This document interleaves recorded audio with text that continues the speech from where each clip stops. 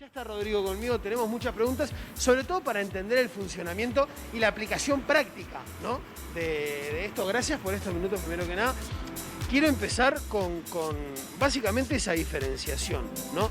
¿Quién mide o cómo se mide una agresión o una falta contra la autoridad? Bien, buenas tardes a las conductoras, a la audiencia. Gracias a ustedes por tomarme en cuenta para las explicaciones del caso. En realidad, si estamos hablando de los delitos que se incorporaron a la legislación vigente con la Ley de Urgente Consideración, esto es resistencia al arresto y agravio a la autoridad policial, tenemos una tipificación penal, un delito más específico que refiere a figuras que ya estaban contempladas anteriormente en la legislación en la clásica figura del atentado. Esto es el ataque mediante violencia y amenazas a un funcionario público durante su desempeño como tal.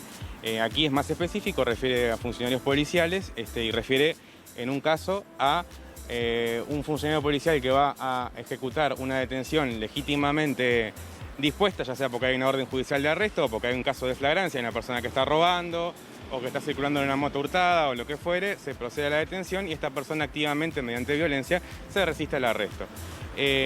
¿Cómo se mide eso? Bueno, hay diferentes gradaciones en cuanto al minuto 1 o al minuto 0 en el cual el funcionario procede a la detención y se genera la resistencia del ciudadano, hasta el minuto último cuando hay una condena judicial o una absolución. En primer lugar tenemos al policía que está en la calle con todo lo que ello implica, ¿no? con el estrés, con el estar atento a todo lo que pasa, a los procedimientos y demás, que evalúa desde el primer instante si esta situación configura una situación tal que puede generarse un arresto con esas consecuencias.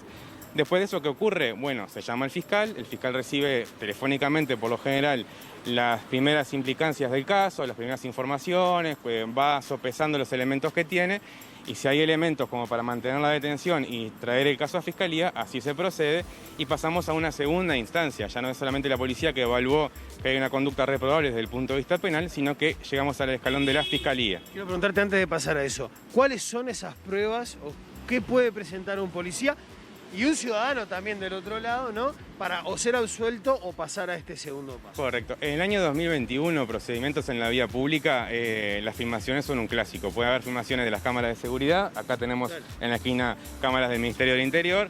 Las GoPro de la policía son una garantía para el funcionario policial y para el ciudadano común y corriente. Y después, generalmente, cuando hay procedimientos en la calle, siempre hay un transeúnte, algún vecino que también está filmando. Las filmaciones son de enorme importancia. Después, en los 180 casos o más que hubo, las filmaciones fue ¿en qué porcentaje más o menos? ¿Tenés los números capaz? No los tengo, pero me imagino que debe ser un porcentaje alto porque es una prueba, una evidencia de gran calidad, ¿no?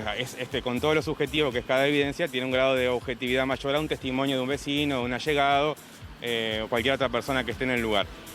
Obviamente también el delito puede concurrir con otros delitos. Si en el forcejeo, en la resistencia, se genera una lesión al funcionario policial, obviamente la Fiscalía va a ordenar que concurra el médico forense lo va a examinar, constatará luxaciones, erosiones, lastimaduras, quebraduras, y eso también es un elemento de prueba importante. Quiero aprovechar a preguntarte, pienso, porque una persona está yendo a ser detenida, ¿no? Y se resiste al arresto.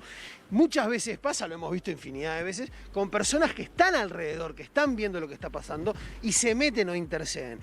Cualquier persona que esté alrededor también puede estar propensa o ser, procesada por este tema.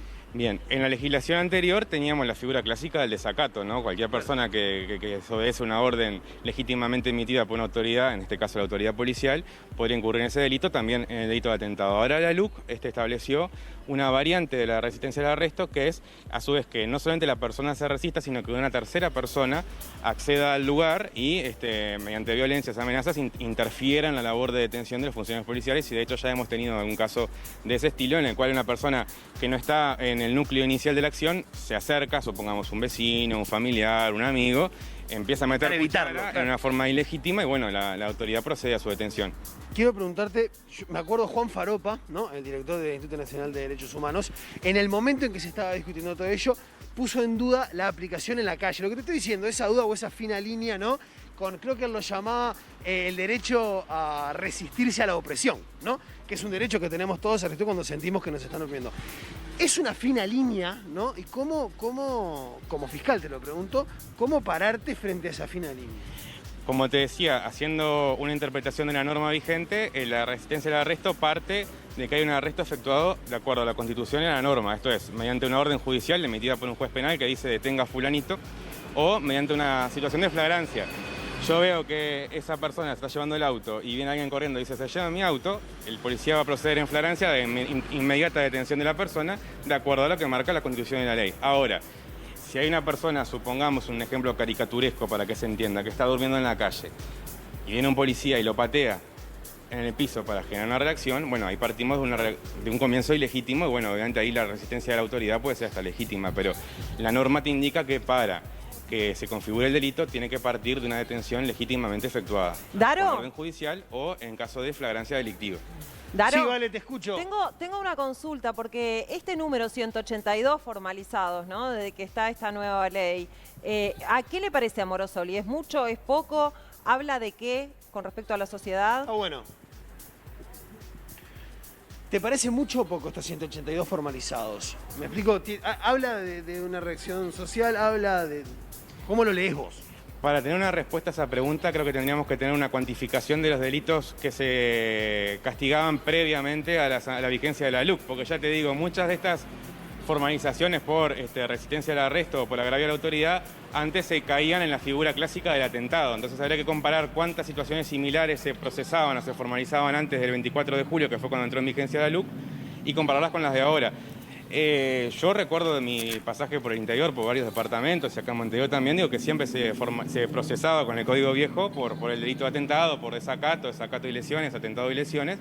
Habría que hacer un estudio académico de repente para sopesar cuánta diferencia hay entre un periodo y otro. Te lo dejo picando para la próxima. Es muy interesante la pregunta, ¿cómo no? Muchísimas gracias.